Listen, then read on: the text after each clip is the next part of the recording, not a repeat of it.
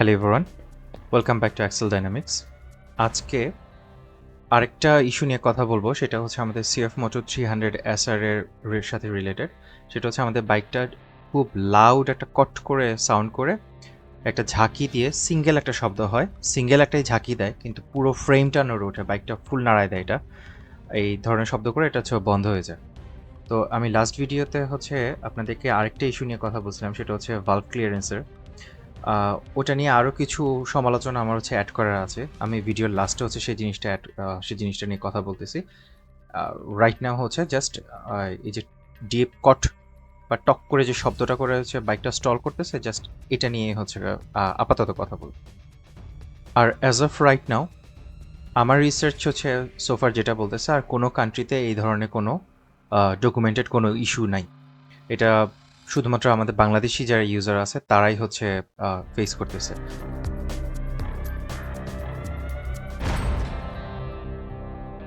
আর plus একজন দুজন user face করতেছে না, একটা ম্যাসিভ নাম্বার অফ ইউজার্স হচ্ছে এই জিনিসটা ফেস করতেছে, যেটা কিনা ইন্ডিকেট করতেছে আমাদের কাছে যে এই প্রবলেমটা হচ্ছে সিস্টেম্যাটিক আর কনসিস্টেন্ট। সো এটা ডেফিনেটলি একটা ম্যানুফ্যাকচারিং ইস্যু। এখন এই সমস্যাটা হচ্ছে দেখানোর জন্য আপনাদেরকে একটা ভিডিও আমি হচ্ছে প্লে করে দেখাবো।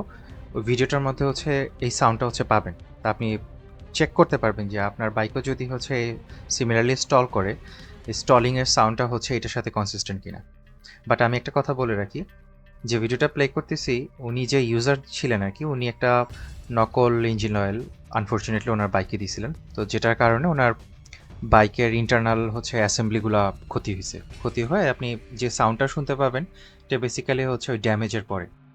বাট একদম লাস্টে গিয়ে বাইকটা যখন স্টল করে দেখবেন যে টক বা একটা কট টাইপস একটা শব্দ করে বাইকটা তারপর বন্ধ হচ্ছে।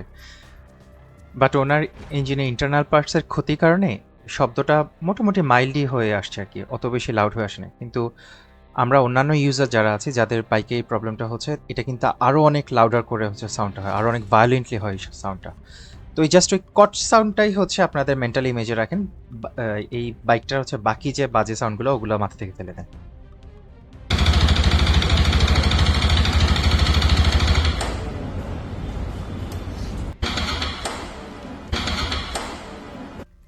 শুনতে পাইছেন লাস্টে টাচ করে শব্দটা, কট করে যে সাউন্ডটা হইলো, এটা এই বাইকটাতে অনেক মাইল্ড হয়েছে। নর্মাল SR300 ইউজারদের ক্ষেত্রে এই সাউন্ডটা আরও অনেক লাউড হয়, মানে এত লাউড হয় আপনি ধরেন কোনো একটা মোড়ের মধ্যে দাঁড়ায় আপনার বাইকটা স্টল করলো, আপনার সামনে পেছনে চার পাঁচটা গাড়ি সামনে, চার পাঁচটা গাড়ি পেছনে, আপনার ডানের বামের লেনের সবাই টের পেয়ে যাবে আপনার বাইকটার মধ্যে কিছু একটা মনে হয় ভেঙে গেছে।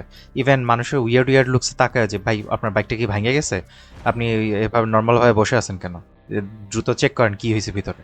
কারণ এটা নর্মাল সাউন্ড না, তো মানুষ এটার সাথে ইউজ টু না, মানে সাউন্ডটা শুনে মনে হয় যেন কিছু একটা ভেঙে গেছে। আচ্ছা, সিমটমগুলো নিয়ে এত প্রবাবলি আমার হচ্ছে আর কথা বলতে হবে না। এতটুকু বুঝতেছেন যে লো আরপিএম লো রোড যে রাইডিং সিনারিয়াসগুলো আছে, ওখান থেকে আপনি যখন বাইকটাকে রোল অফ করতেছেন ঠিক তখনই হচ্ছে ইঞ্জিনটা যদি স্টল করে, তখন মাঝে মধ্যে এই জিনিসটা হয়। সবসময় কিন্তু হয় এরকম না, অনেক সময় হচ্ছে আপনার নর্মালভাবেই হচ্ছে বাইকটা স্টল করে, কিন্তু মাঝে মধ্যে হচ্ছে এই সাউন্ডটা খুব বিশাল কাট করে সাউন্ডটা করে এটা হয়। আর আরেকটা জিনিস, আমার ইনিশিয়াল ধারণা ছিল যে মোস্ট প্রবাবলি যখন বাইকের টেম্পারেচারটা কোল্ড থাকে, মানে আমি যখন কোল্ড স্টার্ট দিয়ে সকালবেলা যখন অফিস টফিস যাই তখন হচ্ছে এই জিনিসটা ইউজুয়ালি হইতো আগে। আমি ভাবতাম যে হয়তো মনে হয় কোল্ড স্টার্টেই পরেই মনে হয় সমস্যাটা হয়। তো আমি সবসময় করতাম কি, আমার বাইকটা হচ্ছে স্টার্টে রেখে 2-3 মিনিট রেখে যখন হচ্ছে হিটের কাঁটাটা 2-3 দাগ উঠার পরে, কিংবা হচ্ছে এরকমও করতাম যে শুরুতে যখন চালাতাম একটু হাই আরপিএম লোড দিয়ে রাখতাম, যতক্ষণ না পর্যন্ত হচ্ছে আমার ইঞ্জিনের হিটের দাগ হচ্ছে মোটামুটি 2-3 ওঠে। তখন এই নর্মাল অপারেটিং টেম্পারেচার চলে আসার পরে ভাবতাম যে হয়তো এটা হবে না। বাট খেয়াল করে দেখলাম যে ট্রাফিক জ্যামের মধ্যে ধরেন বসে আছি, বাইক হচ্ছে একদম কমপ্লিটলি হচ্ছে তার ধরেন এর আগে আধা ঘন্টা ধরে রান করতেছিল, তো সে তার নর্মাল অপারেটিং টেম্পারেচারে এই মুহূর্তে আছে। তখন দেখা যায় যে হচ্ছে ওই সিগন্যালে এসে বসে আছি, সিগন্যাল ছাড়ছে, সিগন্যাল থেকে যেই রোল অন করতে যাচ্ছি হয়তো আমি আমার যে শটল ইনপুটটা এটা হয়তো খুব সফট দিয়ে ফেলছি। তো এই যে যেটা বললাম লো লোড সিনারিও, তখন বাইকটা স্টল করতেছে, আর স্টল করার সময় এই যে বিশাল জোরে কট করে সাউন্ডটা করে পুরো বাইকটা একটা ঝাঁকি দিয়ে উঠতেছে। তো তো এটা আমার আরেকটা জিনিস হচ্ছে কনফার্ম করতেছে এই যে এই ইস্যুটা হচ্ছে টেম্পারেচার ডিপেন্ডেন্ট না, বাট রাদার হচ্ছে লো আরপিএম লো লোড ইঞ্জিন বিহেভিয়ারের সাথে রিলেটেড। আচ্ছা, এবার আমরা রুট কজ অ্যানালিসিসে যাব যে কেন জিনিসটা হইতেছে। আপনাদেরকে আমি একটা ছবি দেখাবো। এই ছবিটা বেসিক্যালি একটা ইউজার যার কিনা হচ্ছে এই ধরনের সমস্যা হতে হতে হতে হতে একটা পর্যায়ে গিয়ে তার স্টার্টার মোটরটা লিটারালি বার্স্ট করছে। তো বার্স্ট করে ভেতরে হচ্ছে যা টুকরা আছে ইঞ্জিনের ভেতরে এগুলো ছড়াই গেছে। তা আলটিমেটলি পুরো জিনিসটা ডিসঅ্যাসেম্বলি করে ওনার এগুলো ক্লিন করতেছে ভিতর থেকে। এই ছবিটা আমার কালেক্টেড, আমি আগেই বলে রাখি। এটা গেল একটা। আর প্লাস হচ্ছে মাল্টিপল ইউজার থেকে, প্রবলি আপনারা এতদিনে শুনে ফেলছেন, মাল্টিপল ইউজার হচ্ছে রিপোর্ট করছে যে তাদের স্টার্টার মোটরের আইদার পিনিয়ন গিয়ারটা হচ্ছে বার্স্ট করছে, অথবা স্টার্টার মোটরটাই হচ্ছে কমপ্লিটলি ফেল করছে, বাইকটা হচ্ছে তার স্টার্ট দিতে পারতেছে না। সো অর্থাৎ বেসিক্যালি আপনার স্টার্টার মোটরের সাথে হচ্ছে এটা কানেক্টেড। তো যেই কম্পোনেন্টটা ফেল করতেছে ওইটা স্টার্টার মোটর হওয়াতে আমি হচ্ছে অনেক ন্যারো ডাউন করে ফেলতে পারছি প্রবলেমটা, যে এটা কোথা থেকে হইতে পারে। আদারওয়াইজ হচ্ছে আপনার এই কট টাইপসের সাউন্ডটা কিন্তু অনেক কারণেই হইতে পারে। তো এই ডিপ মেটালিক কট টাইপসের যে সাউন্ডটা আপনারা শুনতে পাচ্ছেন, এটা হচ্ছে একটা ইউজুয়াল ক্যারেক্টারিস্টিক্স, যেটা হচ্ছে আপনার একটা বড় আর প্লাস হচ্ছে কোনো একটা হেভি কম্পোনেন্ট হুট করে তার মোমেন্টামটা হচ্ছে তার বন্ধ হয়ে যাচ্ছে। মোমেন্টাম কি মানে তার যে ওজন প্লাস হচ্ছে এই ওজনটা নিয়ে সে হচ্ছে কতটুকু জোরে হচ্ছে যাচ্ছে, সেটা হচ্ছে সাডেনলি যখন কেউ স্টপ করে দিতেছে, এই মোমেন্টামের যে ফোর্সটা এটা has to go somewhere, right? তো এটা তখন গিয়ে এই বাইকের হচ্ছে এটা যদি অন্য কোনো সারফেস যদি হচ্ছে সাথে যদি ইম্প্যাক্ট করে, সেখান থেকে হয়ে শুরু করে আপনার যে হচ্ছে গিয়ার অ্যাসেম্বলি যেটা আছে ওইটার মধ্যে আপনার ক্লাচ অ্যাসেম্বলির মধ্যে হচ্ছে প্রেশারটা পড়ে, এবং ইভেনচুয়ালি ওখান থেকে আপনার মোটরসাইকেলের পুরো ফ্রেমটার মধ্যে হচ্ছে লোডটা পড়ে। লোডটা পড়ার কারণেই হচ্ছে আপনারা হচ্ছে এই ঝাঁকিটা একটা মনে যেন একটা হাতুড়ি দিয়ে হচ্ছে বাইকের ফ্রেমের মধ্যে মনে হয় কেউ একটা বাড়ি মারছে, এই টাইপসের ফিলটা হয়। আর প্লাস হচ্ছে লাউড সাউন্ডটা হচ্ছে শুনতে পাচ্ছি। এখন আমার প্রাইমারি সাসপেক্ট হচ্ছে আইদার স্টার্টার ক্লাচটা অথবা স্টার্টার মোটরটা যেটা আছে ওদের এনগেজমেন্ট ডিসএনগেজমেন্টের মধ্যে হচ্ছে ফেলিওরটা হচ্ছে। এখন সবচেয়ে বেস্ট হইতো যদি আমার ওই প্রোডাকশন বাজেট থাকতো, একটা টিম নিয়ে, একটা ইঞ্জিনিয়ারিং টিম নিয়ে ইঞ্জিনটাকে হচ্ছে প্রপারলি ইন্সপেক্ট করে আমরা হচ্ছে একদম ন্যারো ডাউন করে যে এইটাই হচ্ছে সমস্যাটা, এটা ভাবে বলতে পারলে সবচেয়ে বেস্ট হইতো। যেহেতু আমার ওই প্রোডাকশন বাজেটটা এই মুহূর্তে নাই, তো তাহলে হচ্ছে আলটিমেটলি হচ্ছে আমার ধারণার উপরে বেস করে বা রেদার এডুকেটেড গেস বলতে পারেন, সেটার উপরে বেস করেই হচ্ছে আমাকে কথা বলতে হচ্ছে। বাট আমি অ্যাস্টারিস্ক দিয়ে রাখি, it's still a educated guess.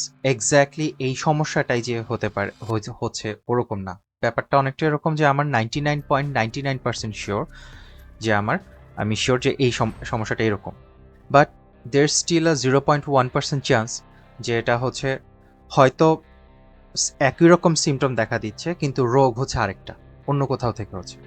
আচ্ছা, উইথ দ্যাট সাইড চলেন আমরা কন্টিনিউ করি বাকিটা। এখন আরেকটা ভিডিও দেখবেন স্টার্টার মোটর আর স্টার্টার মোটরের পিনিয়ন গিয়ারটা কিভাবে কাজ করে সেটা নিয়ে। দেখেন এখানে বকের মাথার মতো যে জিনিসটা বেরোয় আসতেছে না, এটাই হচ্ছে পিনিয়ন আর পিনিয়নের গিয়ারটা। এটা একটু মাথায় রাখেন।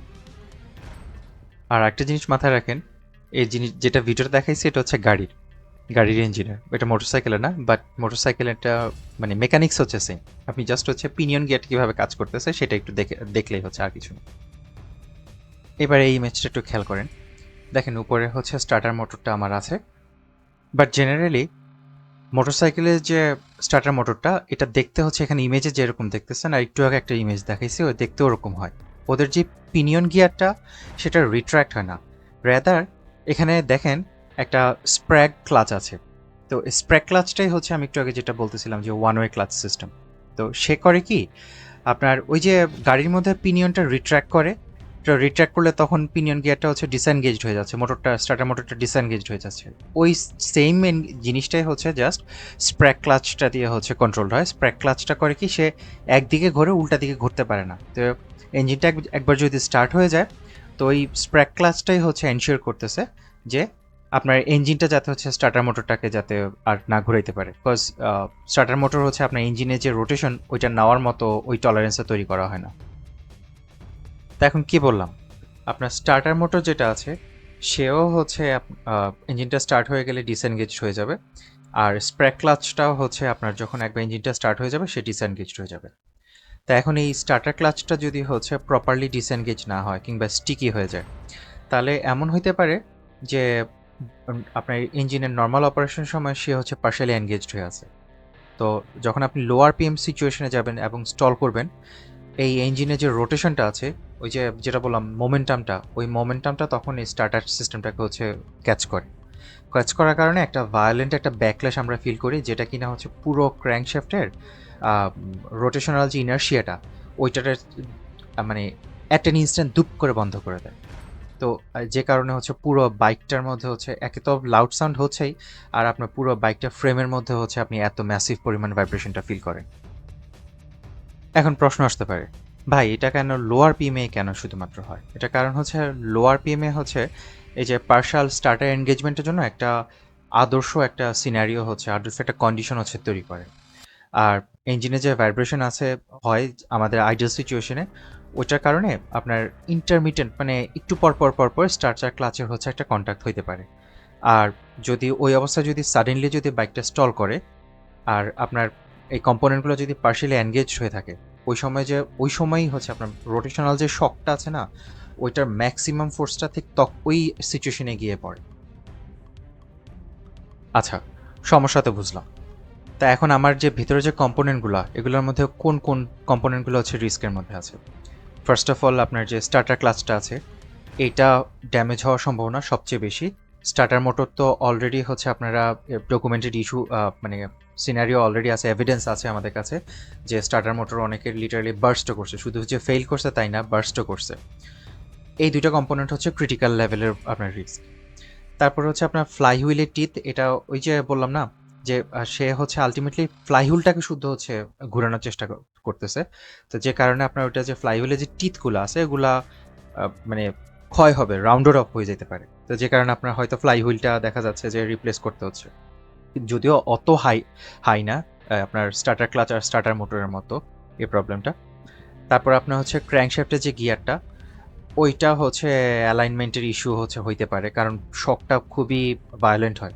আপনি বুঝতে পারতেছেন যে আপনার ফ্রেমের মধ্যে এসে হচ্ছে ঝাঁকিটা খাইতেছে, তাহলে আপনার কতটুকু ভায়োলেন্ট হচ্ছে নিচে শেক হচ্ছে ইয়েটা। তো যে কারণে এটার যে দাঁতগুলো আছে দাঁতগুলো হচ্ছে ক্ষয় হইতে পারে, প্লাস হচ্ছে এটার কারণে যে এটা অ্যালাইনমেন্ট যে টলারেন্স আছে ওগুলো নড়ে যেতে পারে।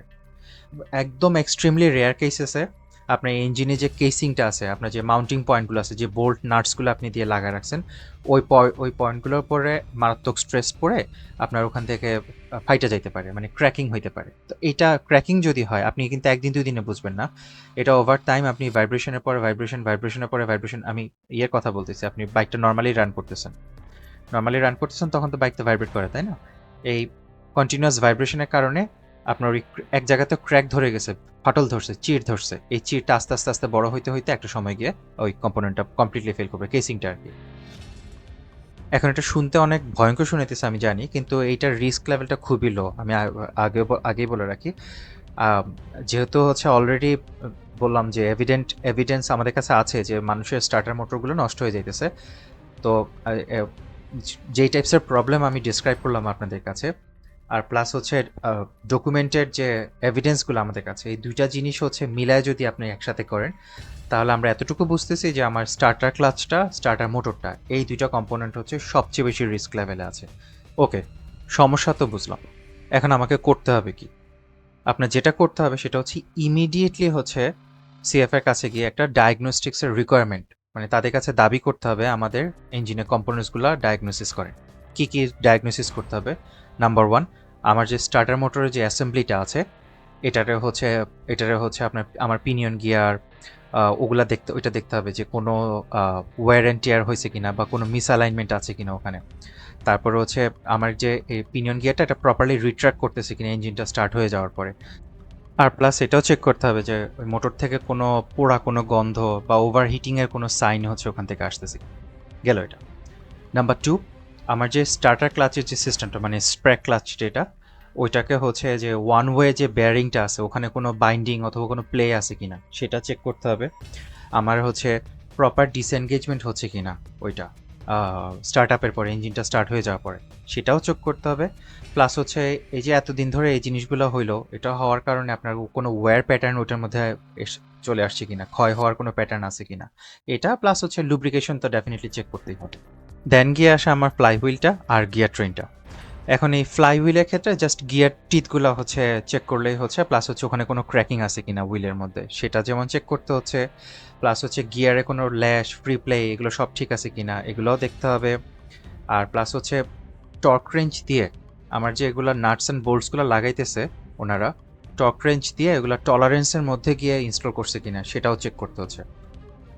আর জাস্ট টু বি সেফ আপনার ইঞ্জিনের কেসটাও হচ্ছে ইন্সপেক্ট করতে বলবেন, ওখানে তেলের মধ্যে কোনো মেটাল শেভিংস বা ডিব্রিজ আছে কিনা এটা ম্যাগনেট দিয়ে ইজিলি চেক করা যায়।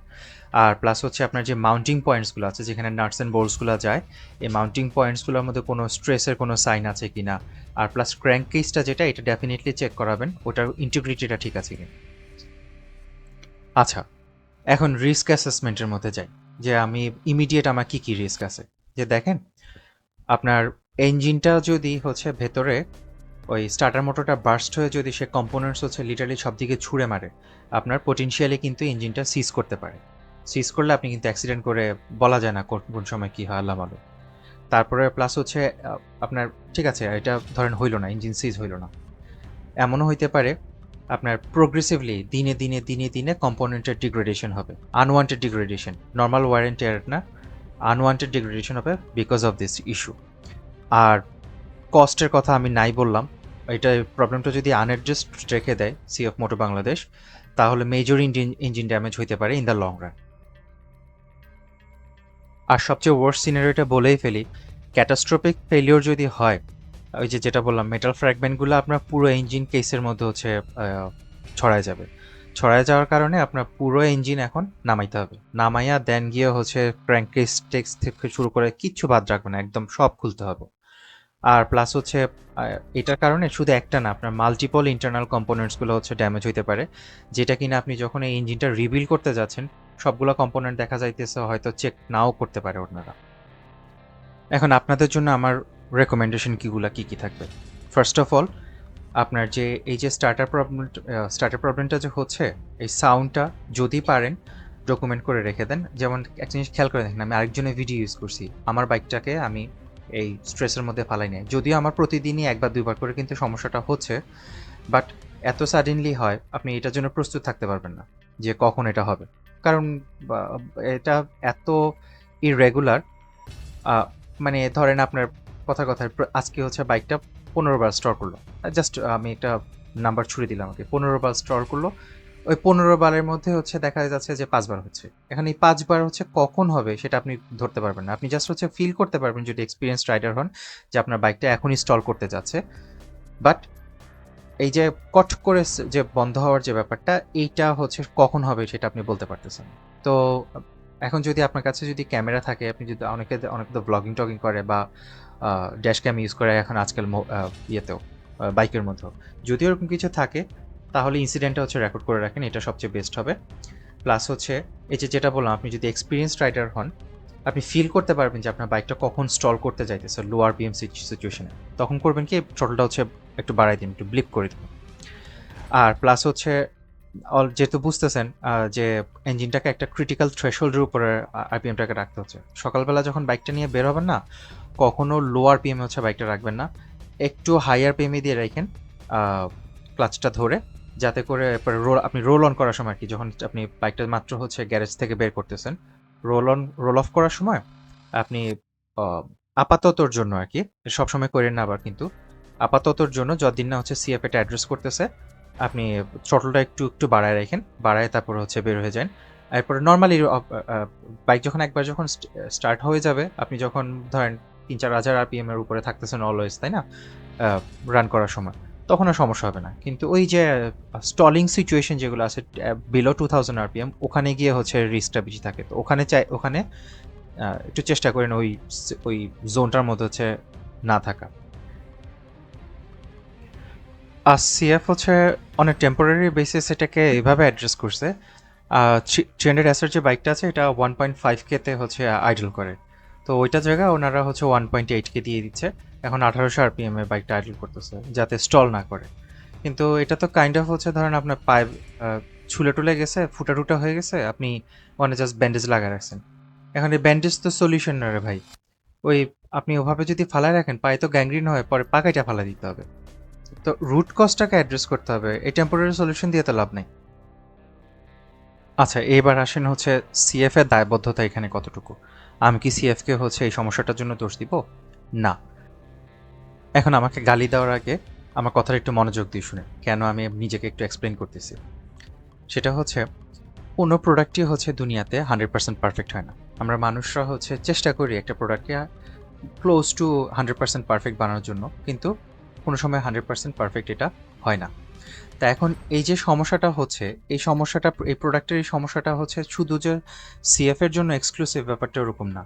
আপনি যেমন রিসেন্ট স্টোরির কথাই ধরেন, কাওয়াসাকির হচ্ছে অলমোস্ট 18,000 বাইক একটা ইঞ্জিন সিজের মতো প্রবলেম, মানে ইঞ্জিনের ভেতরে টর্ক রেঞ্জ দিয়ে ওরা ভুলভাবে হচ্ছে ভুল নিউটন মিটারে হচ্ছে টর্ক দিয়ে আপনার ইঞ্জিনে যে ক্র্যাঙ্কেসটা আছে ক্র্যাঙ্কেসটাকে হচ্ছে উল্টাপাল্টা লাগানোর ফলে ওটা ইঞ্জিন লিটারালি সিজ হয়ে যাইতেছে। এই ধরনের সমস্যা হচ্ছিল। মানে আপনি ধরেন 150 মাইল/আওয়ারে যাইতেছেন, ওই সময় যদি ইঞ্জিন সিজ হয়, আপনি অ্যাক্সিডেন্ট করার পর আপনার টুকরাগুলো খুঁজে পাবে না। তো এটা হওয়ার পরে কাওয়াসাকি এটাকে এত সিরিয়াসলি নিছে, ওরা, আমি জাস্ট আমেরিকার কথাই বলতেছি, ওখানেই অলমোস্ট 17,000 সামথিং, মানে অলমোস্ট 18,000 বাইক ওরা রিকল করে নিয়ে গেছে। রাইডারদেরকে একটা নোটিশ দিয়ে দিছে যে ডু নট রাইড। ইভেন ডিলারদেরকেও দিয়ে দিছে ডু নট সেল তাদের ZX6RR বাইকটাকে। আর এইটা হচ্ছে শুধুমাত্র যে ওখানে হয়েছে তাই না, elsewhere in the country, elsewhere in the ওয়ার্ল্ডও হচ্ছে জিনিসটা হয়েছে, এবং ওরা এগুলো রিকল করে এখন ইঞ্জিনগুলো, এখনও পর্যন্ত আমি স্টোরিটা ফলো করতেছি, কিন্তু কি ফিক্স আনছে, আদতে কোনো ফিক্স হয়েছে কি না সেটা হচ্ছে এখন আমি জানি না। বাট আলটিমেটলি মেইন জিনিসটা হচ্ছে তারা এটা অ্যাকনোলেজ করছে, তারা এটা লুকানোর চেষ্টা করে না, প্লাস হচ্ছে ইঞ্জিনগুলোকে রিকল করে, প্রোডাক্টগুলো রিকল করে ওরা হচ্ছে একটা ফিক্স দেওয়ার চেষ্টা করতেছে। এটা গেল একটা। তারপর সিএফ এর কথাই যদি ধরেন, তাদের 675 SR যে বাইকটা, এটাতে কিছুদিন আগে হচ্ছে অয়েল স্পিলের, মানে আপনার ইঞ্জিন অয়েল ঢুকাইতেছেন একটা সার্টেন অ্যামাউন্ট, হঠাৎ করে হচ্ছে দেখা যাইতেছে 1 মাস 2 মাস পরে, আমি জাস্ট একটা নাম্বার থ্রো করলাম, আমি নাম্বারটা নিয়ে এটা নিয়ে হচ্ছে আমি ভবিষ্যতের ভিডিও বানাবো, তখন সেখানে কথা বলবো। তো আপনি কিছুদিন পরে দেখতেছেন আপনার ইঞ্জিন অয়েল হচ্ছে কমে গেছে। তো ইঞ্জিন অয়েল যদি কমে যায়, ড্রাই রান অপারেশন ইঞ্জিনের জন্য মারাত্মক ক্ষতিকর। তা এখন সিএফ এতটাই হচ্ছে কনফিডেন্ট, তারা হচ্ছে করছে কি, 675-এর এসআর এর যতগুলা ইউজার আছে না, তাদের জন্য হচ্ছে আরও 1 বছর ওয়ারেন্টি তারা বাড়াই দিচ্ছে, যে নো প্রবলেম, আমরা প্রবলেমটা অ্যাকনোলেজ করছি এবং প্রবলেমটা ফিক্স আনছি। আর আপনাদের হচ্ছে যেহেতু একটা টেনশন মনের মধ্যে ঢুকছে যে আপনাদের বাইকটা নষ্ট হয়ে যেতে পারে, আমরা আরও 1 বছর আপনাদের জন্য ওয়ারেন্টি বাড়াই দিলাম। তো এতগুলো কথা বলে আমি যেটা বুঝাই যাইতেছি, you basically define a company by how it takes care of its customers. আপনি কাস্টমার হিসেবে আপনাকে কি ট্রিট করতেছে, ওরা কি বিহেভ করতেছে তারা, সেটার উপরে বেস করে হচ্ছে একটা কোম্পানিকে আপনি ডিফাইন করতে পারবেন। তাদের প্রোডাক্ট দিয়ে হচ্ছে কোন সময় ডিফাইন করতে পারবেন না। ওই যেটা বললাম, আমরা ফল্টি প্রোডাক্ট বের হয়ে একটা থেকে বের হওয়া খুব ন্যাচারাল একটা ব্যাপার। সব সময় যে আপনাকে 100% পারফেক্ট একটা জিনিস দিয়ে দিতে পারবে তারা, এটা ওরকম না।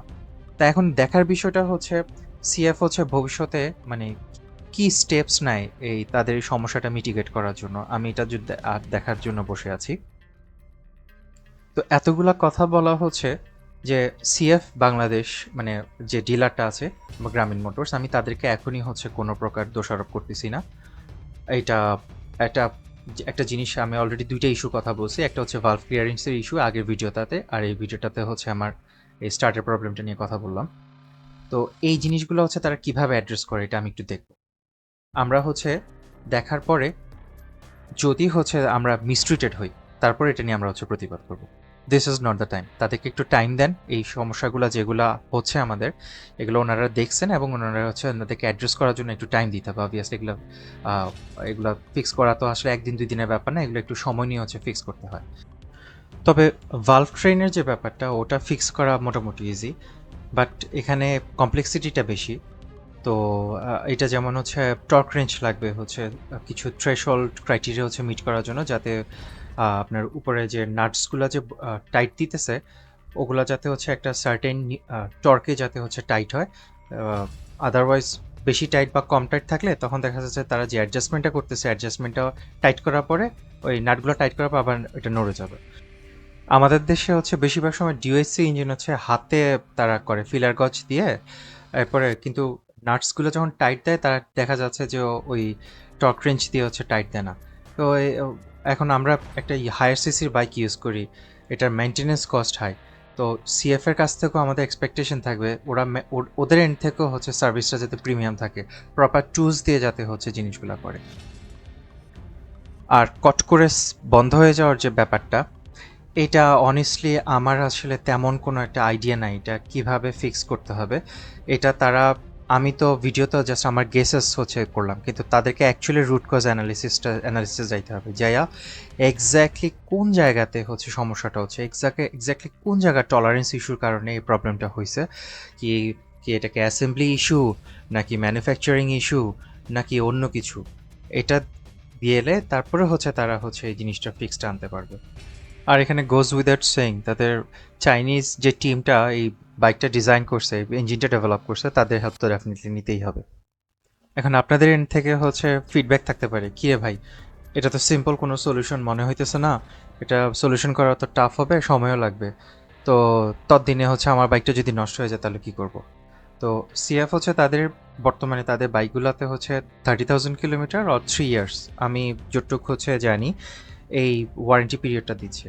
তো ইফ এনিথিং ব্রেকস, যে সমস্যাটা যে টাইপসের সিভিয়ারিটি আপনার, টু বি অনেস্ট অনেক আগেই হচ্ছে ব্রেক করবে। তো ইঞ্জিনে যদি কোনো ক্ষতি হয় সিএফ হচ্ছে ডেফিনেটলি লায়াবল যে আপনার যে কম্পোনেন্টগুলোর ক্ষতি হয়েছে ওগুলোকে রিপ্লেস করে দেওয়া। আমি আপনাদেরকে টেনশন করতে না করতে বলতেছি কেন, বিকজ ওনারা যদি এটা না করে এটা কিন্তু একটা লিগাল ইমপ্লিকেশনস আছে। ওটা আপনি আমি আমরা ইউজার যারা আছি ওটার থেকে তারা আরও ভালো বুঝে। আমি অলরেডি তাদের সাথে কমিউনিকেট করছি এবং তাদের এন্ড থেকে আমাকে হচ্ছে অতটুকু অ্যাসুরেন্স হচ্ছে সোফার আমাকে আলহামদুলিল্লাহ দিয়েছেন যে ভাই আমরা সমস্যাটা নিয়ে ফুলি অ্যাওয়্যার এবং আমরা সর্বোচ্চ চেষ্টা করতেছি যে অ্যাজ সুন অ্যাজ পসিবল এই সমস্যাগুলো ফিক্স কীভাবে হচ্ছে আনা যায় যাতে আপনারা না ভোগেন। কারণ আপনাদের ভোগান্তিটা আলটিমেটলি ট্রান্সলেট হয়ে আমাদের পুরো ব্র্যান্ডের উপরে পড়তেছে। তা আমরা চাই না হচ্ছে যে আমাদের বদনাম হোক, এমন কিছু হচ্ছে হোক। তো তাদের ওই গুডউইলটা আছে ভালো কিছু করার। তো সো দেখা যাক তারা ভবিষ্যতে স্টেপস এখন কী নেয়। আচ্ছা, এবার হচ্ছে কমপ্লিটলি ডিফারেন্ট একটা টপিকে, মানে বেসিক্যালি আগের যে ভিডিওটার মধ্যে আমি ভালভ ট্রেন নিয়ে কথা বলছিলাম যে আমার ভালভ ট্রেনটা হচ্ছে লুজ হয়ে গেছে।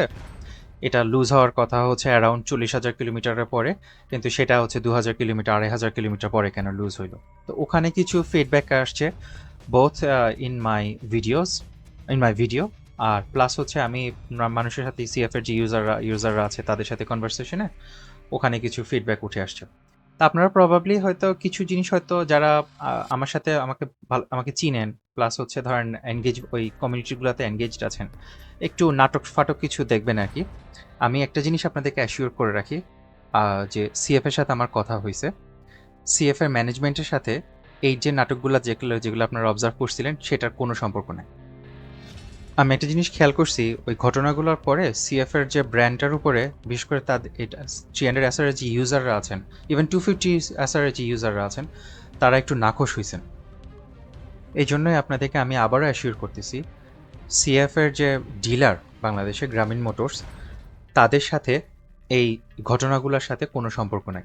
মানে তাদের এমন না যে হচ্ছে তাদের কথার কারণে এই জিনিসগুলো হয়েছে। আমি একটা জিনিস খেয়াল করছি মাশাল্লাহ, ওনাদেরকে কনস্ট্রাকটিভ ক্রিটিসিজম দিলে ওনারা খুব সুন্দরভাবে জিনিসটা নেয়। আর প্লাস হচ্ছে সোফার ওনারা চেষ্টা করতেছে যে আমাদেরকে ভালো সার্ভিস কিভাবে দেওয়া যায়। এখন এটার মধ্যে দিয়ে তাদের অনেক ভুল হচ্ছে, আপনি নিজেই পয়েন্ট আউট করে দিতে পারবেন তাদের কোথায় কোথায় কোথায় কোথায় ভুল হচ্ছে। আলটিমেটলি দেখা যায় আমরা যারা হচ্ছে ধরেন এই সমস্যাগুলো নিয়ে সাফার করতেছি, আমাদের নাখোশ হচ্ছে। ভাই দিন শেষে বাইকটা আমরা কত দিয়ে কিনছি দেখেন, অলমোস্ট 4,60,000, আপনার রেজিস্ট্রেশন সহ সব মিলিয়ে হচ্ছে 4,80,000 5 লাখ টাকা খরচ পড়ে গেছে। যারা লেজিট ইনকাম করে, যাদের ইনকামটা হচ্ছে হালাল, তাদের জন্য অনেক বড় একটা ইনভেস্টমেন্ট এটা। তো আপনার প্রিয়, আর প্লাস হচ্ছে বাইকটা যারা চালায় তাদের বাইকটার সাথে লিটারালি আছে মানে আত্মিক সম্পর্ক হচ্ছে তৈরি হয়ে গেছে। বাইকটা আমাদেরকে প্রচুর প্যারা দেয় ভাই, কিন্তু এটার সাথে এমন একটা সম্পর্ক তৈরি হয়ে গেছে, ওর যদি কিছু হয় এটা আমাদের মনের মধ্যে আলাদা একটা কষ্ট দেয়। তো এই যে নাখোশ হওয়াটা, আমাদের যে ইমোশনটা, এটা কিছুটা হচ্ছে এফেক্ট আলটিমেটলি তা সিএফ এর উপর গিয়ে পড়তেছে। এখন যেহেতু মিস্টেকটা তাদের, তাদের এই জিনিসটা মেনে নিতে হবে যে আমরা ইউজার্স আমাদের ইমোশনটা কন্ট্রোলের বাইরে যাইতেই পারে, এবং সেটা তাদের উপর এক্সার্ট করলে তাদের হচ্ছে জিনিসটা সহ্য করে নিতে হবে, কারণ সমস্যাটা কেউ চায় না হচ্ছে সমস্যার মধ্যে পড়ে ভুগতে। তো তাদের ফিউচার অ্যাকশনসটাই হচ্ছে অ্যাকচুয়ালি ডিফাইন করবে যে সিএফ এর যে ভবিষ্যৎ যেটা বাংলাদেশে, ওইটার সাথে আমার মতো ইউজার বা আমি যাদেরকে চিনি ওই ধরনের ইউজাররা কিন্তু কি ultimately in the long run থাকবে, নাকি হচ্ছে আলটিমেটলি ওই এসিআই বলেন, র্যাঙ্কন বলেন, তাদেরকে যেরকম পদে পদে পদে পদে গালি দিই না, আর মানুষকে জীবনেও রেকমেন্ড করি না তাদের বাইকগুলো কেনার জন্য, ওই এক্স্যাক্টলি ওরকম হয়ে যায়। আচ্ছা, ভিডিও কিন্তু এখনও শেষ হয়নি, আরও 2-3 মিনিটের মতো বাকি আছে। এখানে ইম্পর্টেন্ট একটা জিনিস নিয়ে আমি আলোচনা করব, সেটা হচ্ছে যেহেতু অ্যালিগেশনস আসছেই যে আমি কি অ্যাকচুয়ালি প্রপারলি হচ্ছে এই ভালভ ট্রেনের সাউন্ডটা কি হচ্ছে ধরতে পারছি কিনা, যেটা লুজ হয়ে গেছে। তো সেটার জন্য এভিডেন্স হিসেবে আমি হচ্ছে কয়েকটা ফুটেজ তারা কালেক্ট করছি। আমি কিছু সিরিজ অফ ফুটেজ আপনাদের জন্য প্লে করে দেখাবো। সবগুলো ফুটেজের মধ্যে একটা মাত্র বাইক হচ্ছে ভালো, দেখি আপনারা ক্যাচ করতে পারেন কিনা কোন বাইকটা হচ্ছে ভালো, বাকিগুলোর হচ্ছে ভালভ ট্রেনটা লুজ।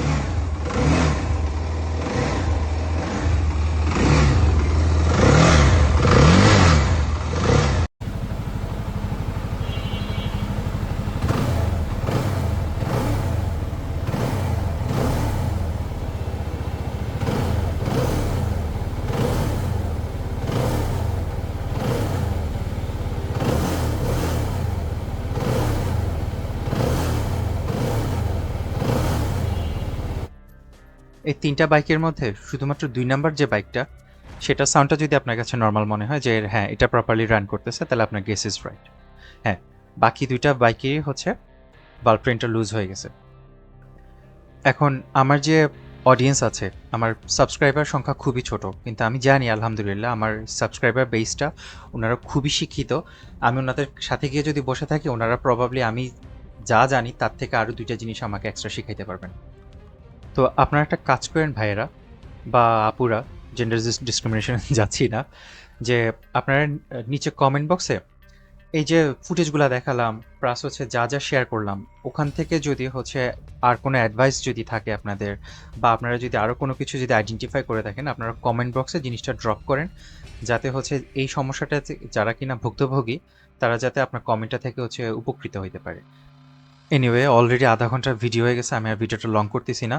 আপনাদের কাছে অনুরোধ থাকবে, আমার কন্টেন্টগুলো যদি আপনার কাছে ভালো মনে হয়, আপনাদের কাছে যদি উপকারে আসে, প্লিজ সাবস্ক্রাইব করেন। আমার এতে করে ভবিষ্যতে প্রোডাকশন কোয়ালিটি হচ্ছে বাড়াইতে আমাকে হেল্প করবে। আর প্লাস এই ধরনের ইনভেস্টিগেটিভ রিপোর্ট বানাইতে একটা সাবস্টেন্সিয়াল একটা অ্যামাউন্ট অফ সাবস্ক্রাইবার বেস লাগে, ফলোয়িং লাগে, অপিনিয়ন লিডার হওয়া লাগে। তো তখন করলে তখন দেখা যায় ব্র্যান্ডগুলো আপনাকে সিরিয়াসলি নিলে তখন দেখা যায় যে আপনার যে ফিডব্যাকগুলো আছে আমি সেগুলো ব্র্যান্ডগুলোর কাছে পৌঁছাইতে পারবো। অ্যান্ড উইথ দ্যাট সাইড আজকের কন্টেন্ট এতটুকুই। ভালো থাকবেন। আসসালামু আলাইকুম।